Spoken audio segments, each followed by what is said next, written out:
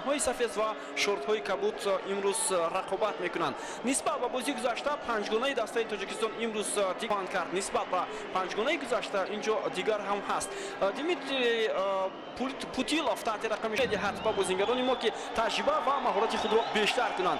بازی شروع می شود از سوی بازیگران روسیه و می‌بینیم عکس حمله بازیگران ما دو مقابل یک فرصت برای زدن گل در بازی امروزه. یانوف ضربه و گل. حساب کشانه می شود در بازی امروزه. 1-0 بازیگران ما به پیش میبرند. اولین با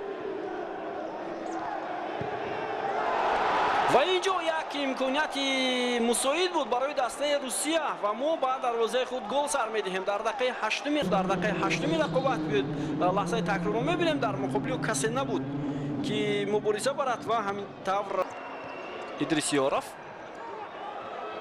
امکانیت نوبتی برای بازیگران روسیه و باید امکانیت ندیم و آنها گل دوم را بعد دروازه فیروزبک مرادوف روان میکنند.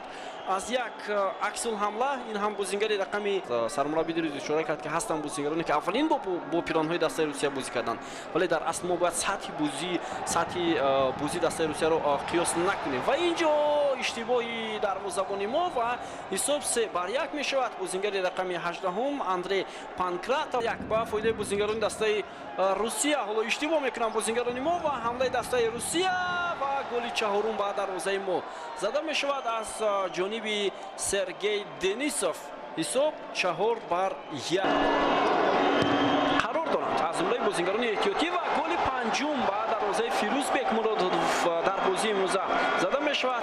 اندری بازیگران ما از مرکز ادریسیاروف ضربه او فرصت برای بازیگران ما و گل دوم سمندر ریزامو با پیرانهای تیم ملی فوتبال تاجیکستان دروازه فیروزبک مرادوف را رخنه کند. زمانی که از کنج میدان اسدوف پس میرسد از بازی دوم دوستانه تاجیکستان و روسیه. بازی رو برای شما شروع